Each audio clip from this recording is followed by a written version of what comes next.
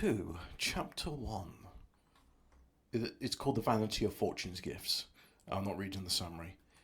Thereafter, for a while, she remained silent, and when she had restored my flagging attention by a moderate pause in her discourse, she thus began. If I thoroughly ascertained the character and causes of thy sickness, thou art pining with regretful longing for thy former fortune. It is the changes thou deemest of this fortune that hath so wrought upon thy mind. Well, I do understand that siren's manifold wiles. The fatal charm of the friendship she pretends for her victims, so long as she is scheming to entrap them, how she unexpectedly abandons them and leaves them overwhelmed with insupportable grief. Bethink thee of her nature, character, and deserts, and thou wilt soon acknowledge that in her thou hast neither possessed, nor hast thou lost aught of any worth. Methinks I need not spend much pains in bringing this to thy mind, since even when she was still with thee, even while she was caressing thee, thou usest to astale her manly terms, to rebuke her with maxims drawn from thy holy treasure house. But all sudden changes of circumstances bring inevitably a certain commotion of spirit. Thus it hath come to pass that thou also for a while hast been parted from thy mind's tranquillity. But it is time for thee to take and drain a draught, soft and pleasant to the taste, which as it penetrates within, may prepare the way for stronger potions. Wherefore I call to my aid the sweetest persuasiveness of rhetoric, who then only walketh in the right way when she forsakes not my instructions. And music, my handmaid, I bid you join with her singing, now in lighter, now in graver strain. What is it then, poor mortal, that hath cast thee into lamentation and mourning? Some strange unwonted sight, methinks, to have thine eyes seen. Thou deemst fortune to have changed towards thee, thou mistakest. Such ever were her ways, ever such her nature. Rather in a very mutability hath she preserved towards thee her true constancy. Such was when she loaded thee with caresses, when she deluded thee with the allurements of a false happiness, thou hast found how unchangeful is the face of the blind goddess. She who still veils herself from others hath fully discovered to thee her whole character. If thou likest her, take her as she is, and do not complain. If thou abhorrest her perfidy, turn from her in disdain, renounce her, for baneful are her delusions. The very thing which is now the cause of thy grief, great ought to have brought thee tranquillity. Thou hast been forsaken by one of whom no one can be sure that she will not forsake him. Or dost thou indeed set value on the happiness that is certain to depart? Again I ask, are these fortune presents dear to thee? Oh no, it's look, you don't capitalise the I in is after a comma. Again I ask, is fortune's presence dear to thee if she cannot be trusted to stay? And though she will bring sorrow when she is gone, why, if she cannot be kept at pleasure, and in her flight overwhelms with calamity, what is this fleeting visitant but a token of coming trouble? Truly it is not enough to look only at what lies before the eyes. Wisdom gauges the issues of things, and this same mutability with its two aspects makes the threats of fortune void of terror, and her caresses little to be desired. Finally, thou oughtest to bear with whatever takes place within the boundaries of fortune's demesne, when thou hast placed thy head beneath her yoke. But if thou wishest to impose a law of staying and departing on her, whom thou hast of thine own accord chosen for thy mistress, art thou not acting wrongfully? Art thou not embittering thy impatience, a lot which thou canst alter? Didst thou commit thy sails to the winds? Thou wouldst voyage not whither thy intention was to go, but whither the winds drave thee. Didst thou not entrust thy seed to the fields? Thou wouldst set off to the fruitful years against the barren. Thou hast resigned thyself to the sway of fortune. Thou must submit to thy mistress's caprices. What? Art thou verily striving to stay in the swing of the revolving wheel? O stupidest of mortals, if it takes to standing still, it ceases to be the wheel of fortune. Song 1, Fortune's Malice. Mad fortune sweeps along in wanton pride, uncertain as Eurydice's surging tide. Now tramples mighty kings beneath her feet, now sits the conquered in the victor's seat. She heedeth not the wail of the hapless woe, but mocks the griefs that form her mischief flow. Such is her sport, so proof of her power, and great the marvel when one brief hour she shows her darling lifted high in bliss, then headlong plunged in misery's abyss. Chapter 2. Now I would fain also reason with thee a little in fortune's own words. Do thou observe where her contentions be just. Man, she might say, why dost thou pursue me with thy daily complainings? What wrong have I done thee? What goods of thine have I taken from thee? Choose an thou wilt a judge, and let us dispute before him concerning the rightful ownership of wealth and rank. If thou succeedest in showing that any one of these things is the true property of mortal man, I freely grant those things to be thine which thou claimest. When nature brought thee forth out of thy mother's womb, I took thee, naked and destitute as thou wast, and I cherished thee with thy substance, and in the partiality of my favour for thee, I brought thee up somewhat too indulgently, and this is which now makes thee rebellious against me. I surrounded thee with a royal abundance of all those things which are in my power. Now it is my pleasure to draw back my hand. Thou hast reason to thank me for the use of what was not thine own. Thou hast no right to complain, as if thou hast lost what was wholly thine. Why then dost bemoan thyself? I have done thee no violence. Wealth, honour, and all such things are placed under my control. My handmaidens know their mistress.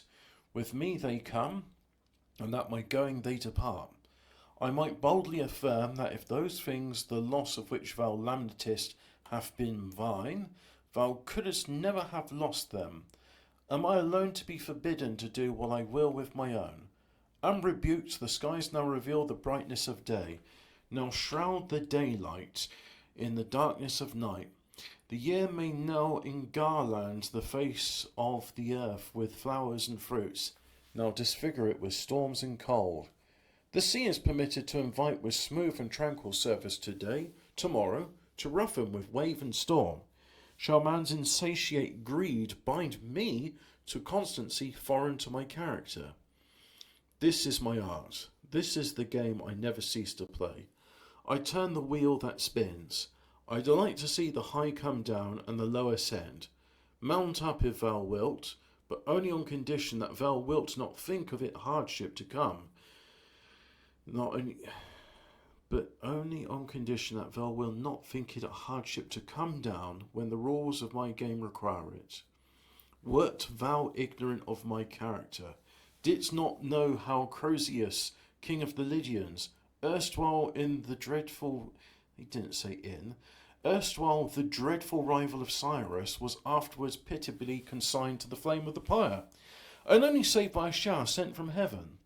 Had it escaped thee how Polius paid a meed of pious tears to the misfortunes of King Perseus, his prisoner?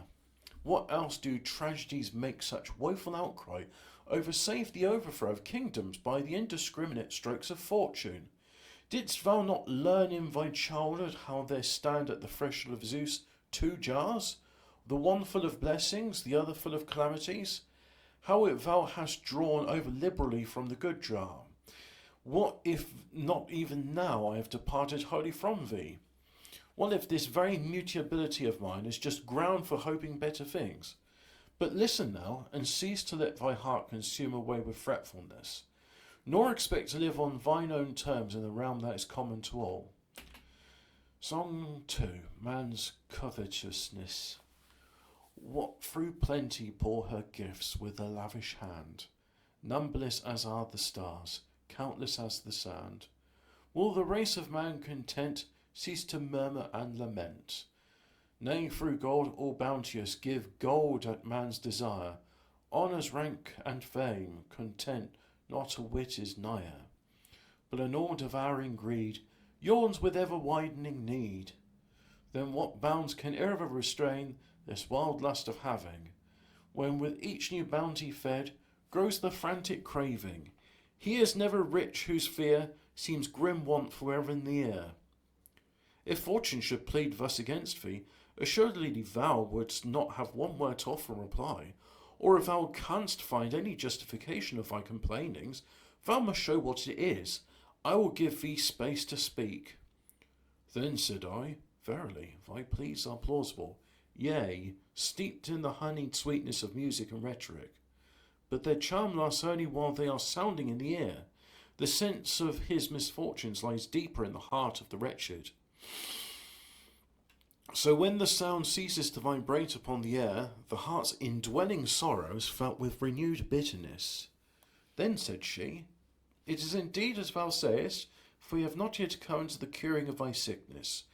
As yet these are but lenitives conducting to the treatment of a malady, hitherto obstinate. The remedies which go deep I will apply in due season. Nevertheless, to depreciate thy determination to be thought wretched, I ask thee, hast thou forgotten the extent and bounds of thy felicity?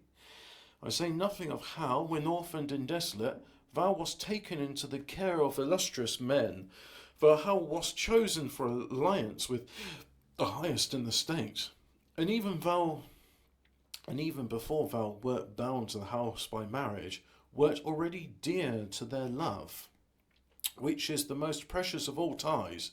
Did not all pronounce thee most happy in the virtues of thy wife, the splendid honours of her father, and the blessing of male issue?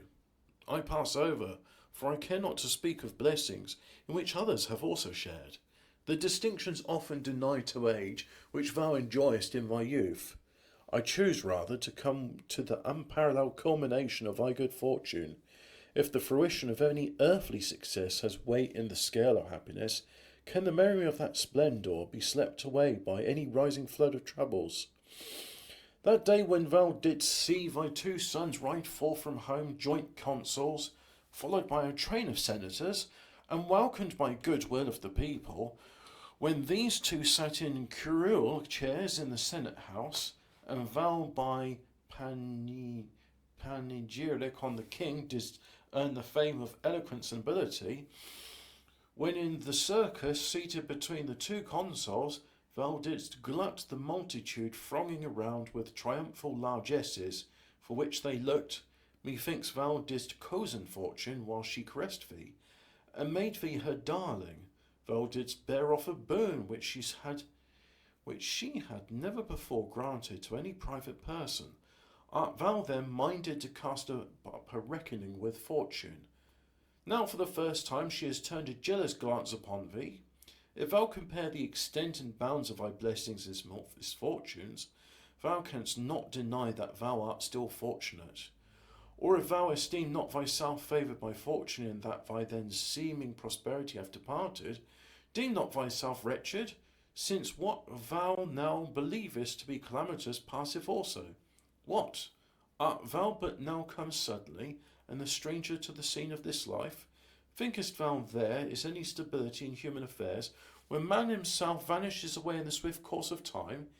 It is true that there is little trust in the gifts of chance will abide, yet the last day of life is in a manner of death of all remaining fortune.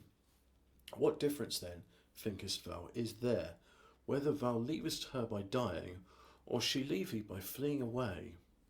Song 3. All passes. When in rosy chariot drawn, Phoebus gins to light the dawn, by his flaming beams assailed, every glimmering star is paled, when the grove by Zephyrs fed, with rose blossom bushes red, blushes red, doth rude Auster breathe thereon, bare it stands, its glory gone. Smooth and tranquil lies the deep, while the winds are hushed in sleep. Soon with angry tempests lash, wild and high the billows dash. Thus if nature's changing face holds not still a moment's space, fleeting deem man's fortunes, deem bliss a transient as a dream. One law only standeth fast, things created may not last. Chapter 4. Then said I, True are thine admonishings, thou nurse of all excellent, nor can I deny the wonder of my fortune's swift career. Yet it is this which chafes me the more cruelly in the recalling, for truly an adverse fortune was the worst sting of misery is to have been happy. I need to get comfortable.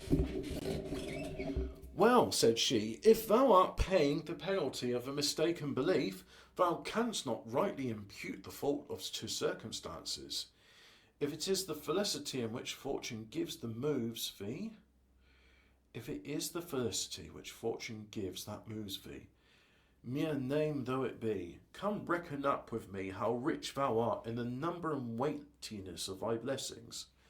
Then if by the blessing of Providence thou hast still persevered unto thee safe and inviolate that which, howsoever thou mightest reckon thy fortune, thou wouldst have thought thy most precious possession, what right hast thou to talk of ill fortune, whilst keeping all fortune's better gifts?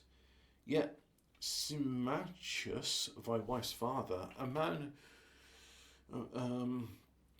who was to thought, Symmachus, my wife's father, a man whose splendid character does honour to the human race, is safe and unharmed. And while he bewails thy wrongs, this rare nature, in whom wisdom and virtue are so nobly blended, is himself out of danger. A boon thou wouldst have been quick to purchase at the price of life itself. Yes, to purchase, perchance. Thy wife yet lives with her gentle disposition, her peerless modesty and virtue.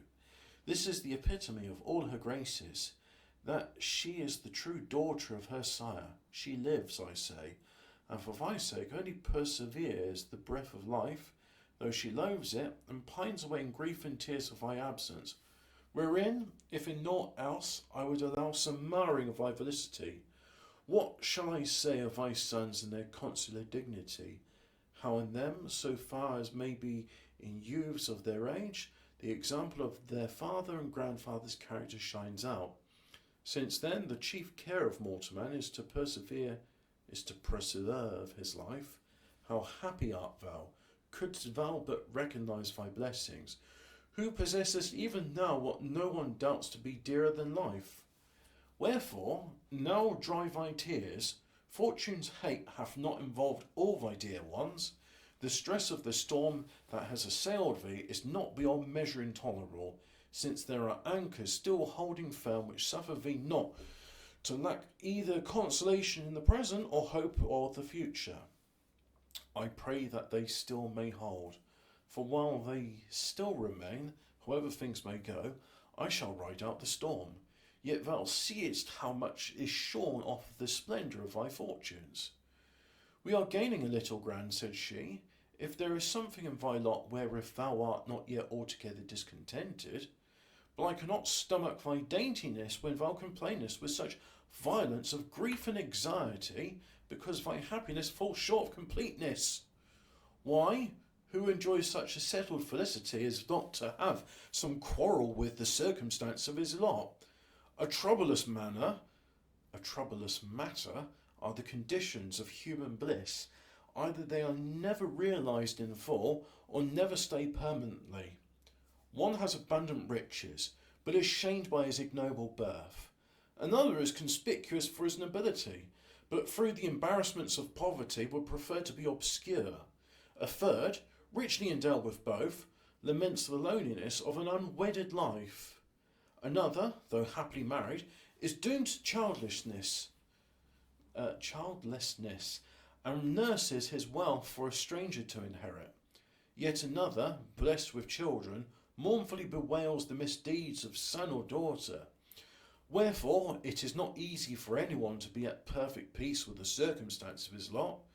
There lurks in each several portion something which they who experience it not know nothing of, but which makes the sufferer wince.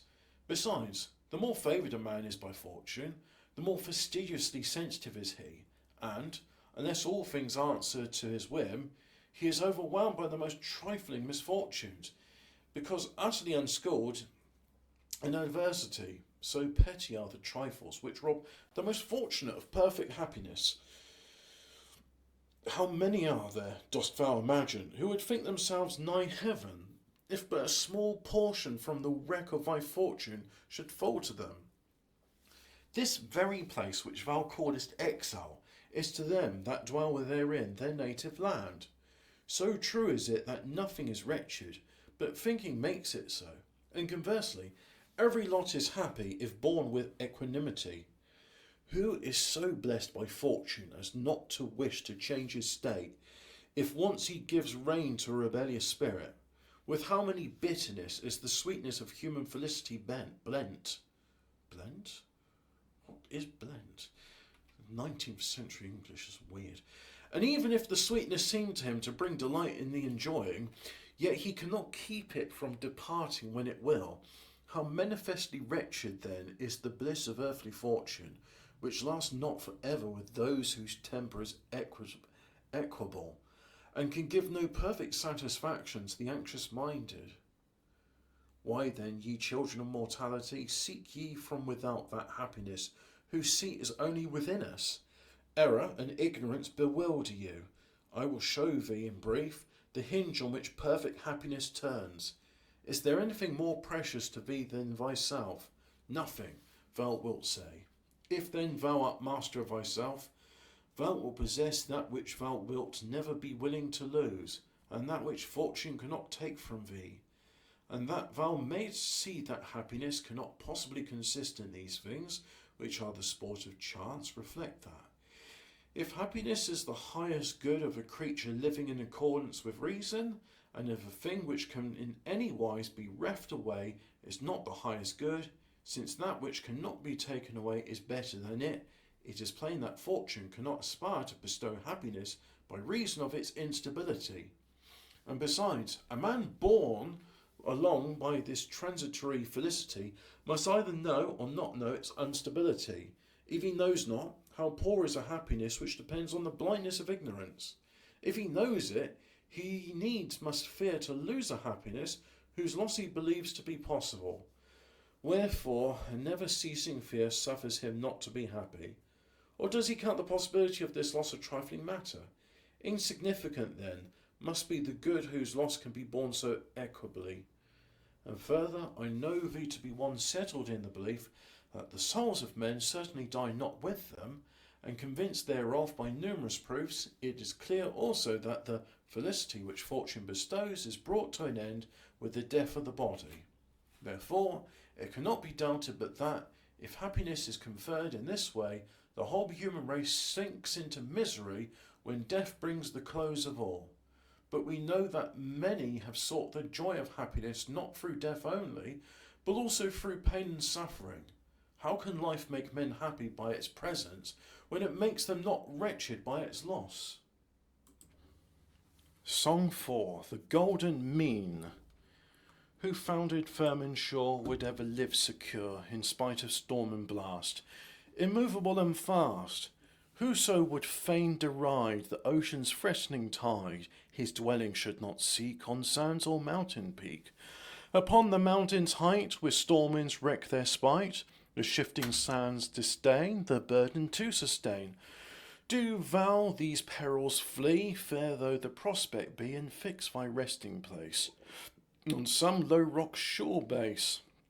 Then, though the tempest roar, seas thunder on the shore, thou in thy stronghold blessed and undisturbed shall rest. Live all thy days serene, and mock the heaven's spleen. What is the spleen of heaven? Chapter 5. But since my reasonings begin to work with a soothing effect within thy mind, methinks I may resort to remedies somewhat stronger. Come, suppose now the gifts of fortune were not fleeting and transitory. What is there in them capable of ever becoming truly thine, or which does not lose value when looked at steadily and fairly weighted in the balance? Are riches, I pray thee, precious either through thy nature or in their own? What are they but mere gold and heaps of money? Yet these fine things show their quality better than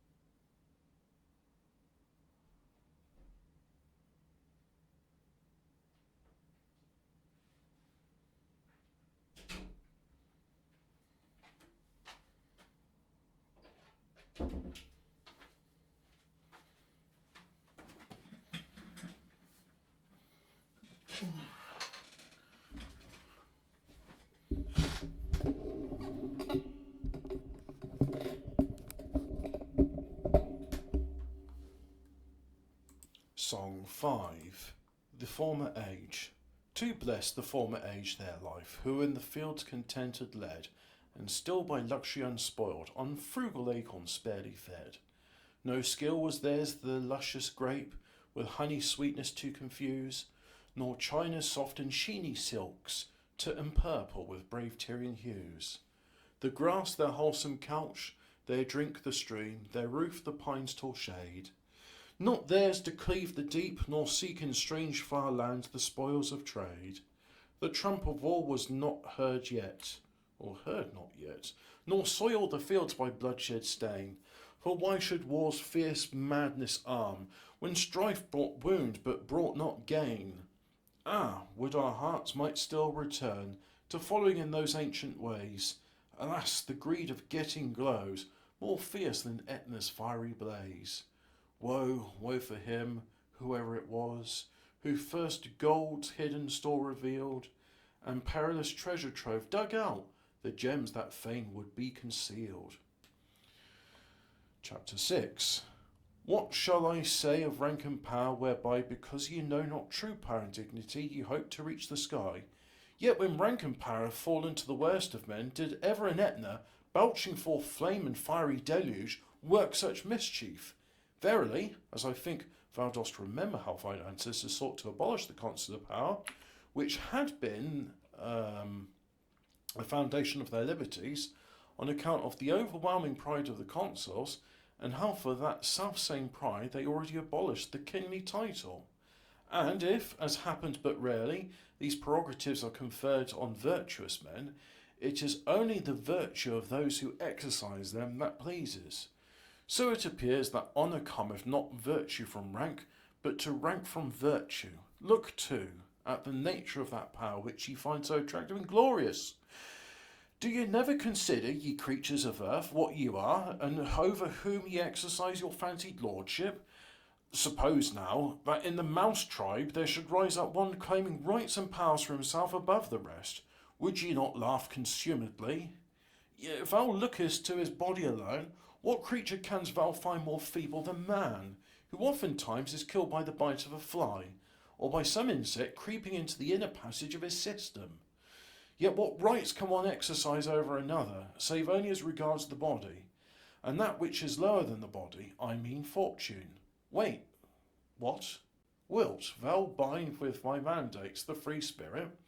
Canst thou force from its due tranquillity the mind that is firmly composed by this reason?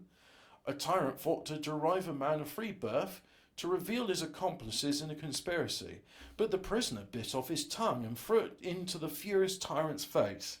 Thus the tortures which the tyrant thought the instrument of his cruelty, the sage made an opportunity for heroism. Moreover, what is there that one man can do to another which he himself may not have to undergo in his turn? We are told that Busiris, who used to kill his guests, was himself slain by his guest Hercules. Regulus had thrown into bonds many of the Carthaginians who had taken in war. Soon after, he himself submitted his hands to the chains of the vanquished. Then, thinkest thou that hath man any power who cannot prevail another's being to do to him what he himself can do to others? Besides, if there were any element of natural and proper good rank and power, they would never come to the utterly bad, since opposites are not wont to be associated. Nature brooks not the union of contraries, so seeking that there is no doubt that wicked wretches are oftentimes set in high places, it is also clear that things which suffer association with the worst of men cannot be in good their own nature. Indeed, this judgment may with some reason be passed concerning all the gifts of fortune which fall so plentifully to all the most wicked. This ought also to be considered here, I think. No one doubts a man to be brave in whom he has observed a brave spirit residing. It is plain that one who is endowed with speed is swift-footed. So also music makes men musical, the healing art physicians, rhetoric public speakers. For each of these has naturally its own proper working. There is no confusion with the effects of contrary things. Nay, even of itself it rejects what is incompatible. And yet wealth cannot extinguish insatiable greed, nor has power ever made him master of himself, whom vicious lust kept bound in indissoluble fetters. Dignity conferred on the wicked not only fails to make them worthy, but contrarily reveals and displays their unworthiness. Why does it so happen? Because ye take pleasure in calling by false names things whose nature is quite incongruous thereto, by names which are easily proved false by very effects of things themselves. Even so it is, these riches, that power, this dignity, are none of them rightly so called. Finally, we may draw the same conclusion concerning the whole sphere of fortune, with which there is plainly nothing to be truly desired, nothing of intrinsic excellence, for she neither always joins herself to the good, nor does she make good men of those whom she is united. Song 6, Nero's infamy. We know what mischief dire he wrought, Rome fired to the fathers slain, whose hand with brother's slaughter wet, a mother's blood did stain. No pitying tear his cheek bedewed, as on the corse he gazed. That mother's beauty once so fair, a critic's voice appraised. Yet far and wide from east to west, his sway the nation's own, and scorching south and icy north, obey his will alone. Did then a high power curb impose on Nero's frenzied will? Ah, woe to the evil heart is joined the sword to kill. Chapter 7.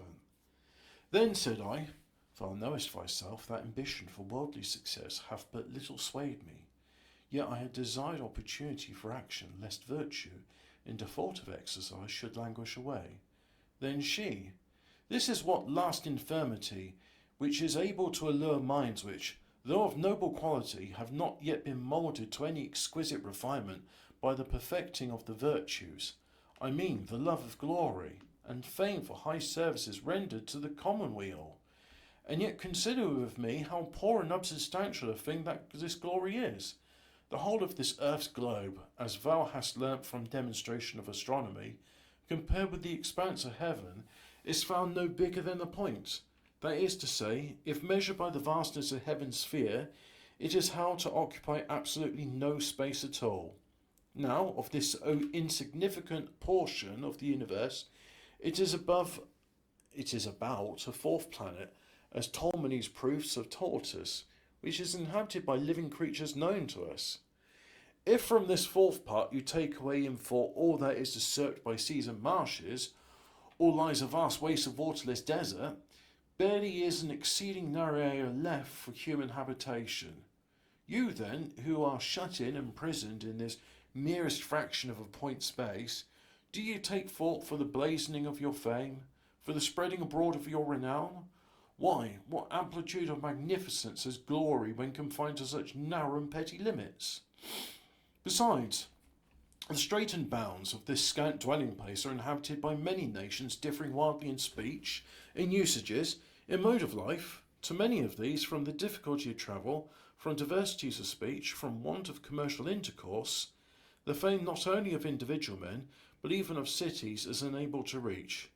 Why, in Cicero's days, as he himself somewhere points out, the fame of the Roman Republic had not yet crossed the Caucasus, and yet by that time the name had grown formidable to the Parthians and other nations whose parts.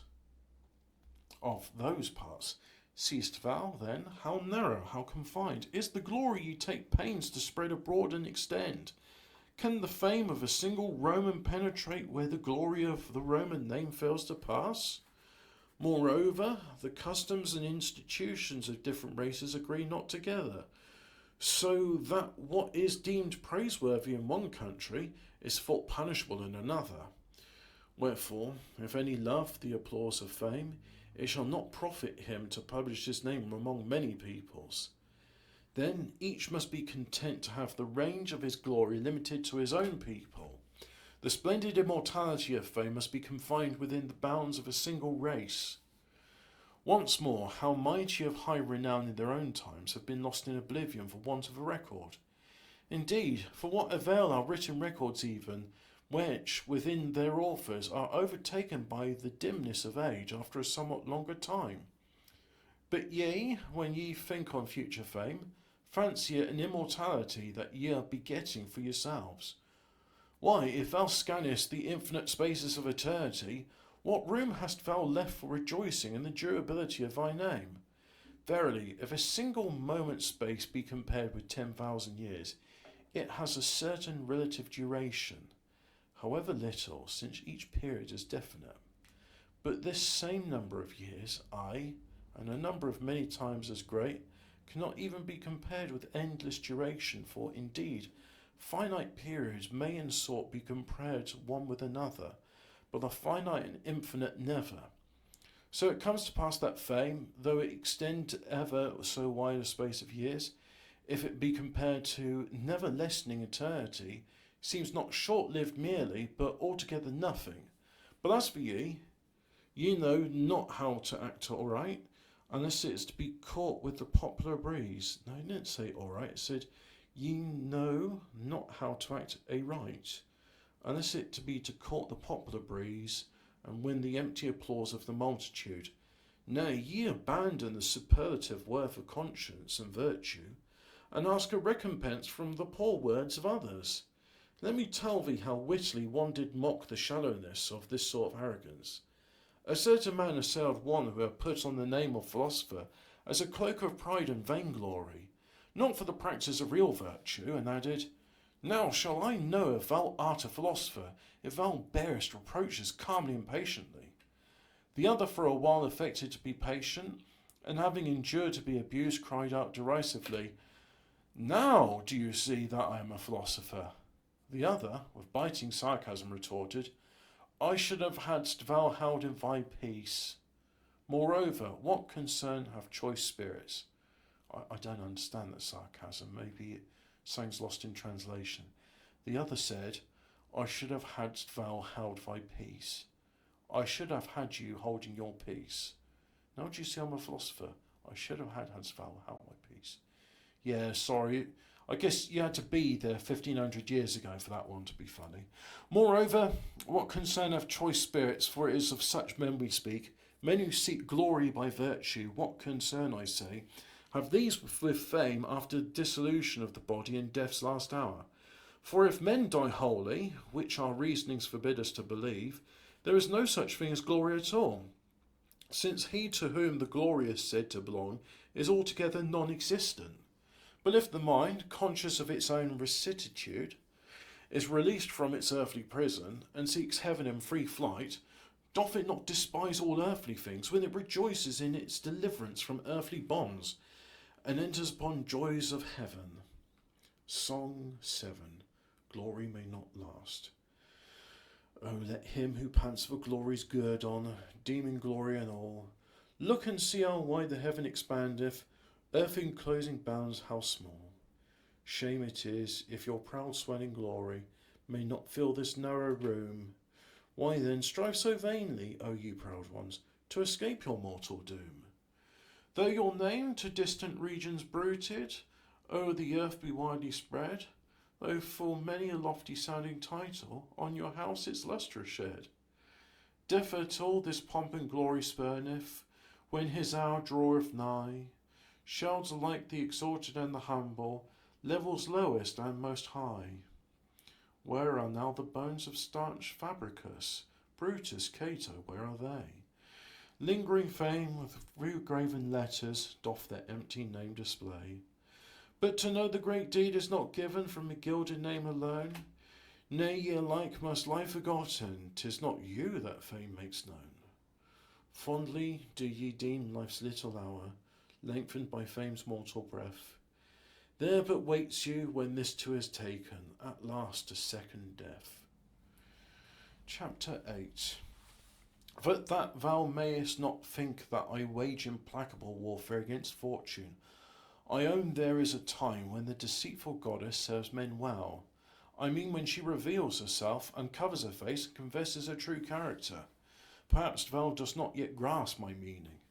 Strange is the thing I am trying to express, and for this cause I can scarce find words to make clear my thought.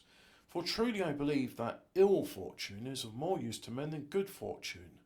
For good fortune, when she wears the guise of happiness, And a most seems to caress is always lying. Ill fortune is always truthful, since in changing she shows she shows how inconsistent she is. The one deceives, the other teaches. The one enchains the minds of those who enjoy her favour by the semblance of delusive good. The other delivers them by the knowledge of the frail nature of happiness. Accordingly, thou mayst see one fickle, shifting as the breeze, and ever self-deceived, the other is sober-minded, alert and wary, by reason of the very discipline of adversity. Finally, good fortune, by her allurements, draws men far from the true good. Ill fortune oftentimes draws men back to the true good with grappling irons. Again, should it be esteemed a trifling boon, thinkest thou, that this cruel, this odious fortune have discovered to thee the hearts of thy faithful friends, that other hid from thee alike the faces of the true friends and of the false, but in departing she hath taken away her friends, and left thee thine? What price wouldst thou not have given for this service in the fullness of thy prosperity, when thou seemest to thyself fortunate? Cease then to seek the wealth thou hast lost, since in true friends thou hast found the most precious of all riches. Song 8. Love is Lord of all. Why are nature's changes bound to a fixed and ordered round? What to leagued peace have bent every warring element? Wherefore doth the rosy morn rise on Phoebus' car upborne? Why should Phoebe rule the night, led by Hesper's guiding light? What power that doth restrain in his place the restless main, that within fixed bounds he keeps, nor o'er the earth in deluge sweeps? Love it is that holds the chains, love o'er sea and earth that reigns.